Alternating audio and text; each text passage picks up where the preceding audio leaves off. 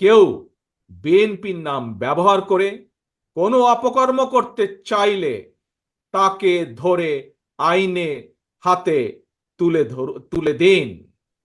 একটি সভ্য এবং গণতান্ত্রিক রাষ্ট্রে পুলিশ অপরিহার্য। পুলিশ জনগণের শত্রু নয়।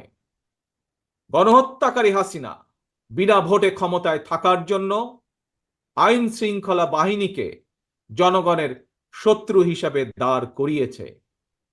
তবে আমি বিশ্বাস করি, বিএনপি বিশ্বাস করে, বাংলাদেশের গণতান্ত্রিক রাজনৈতিক দলগুলো প্রত্যেকে বিশ্বাস করে, পুলিশের ভেতরে একটি চক্র ছাড়া অধিকাংশ পুলিশ কর্মকর্তা এবং সদস্য চাকরিবিধি মেনেই, দেশের আইন কানুন মেনেই দায়িত্ব পালনের চেষ্টা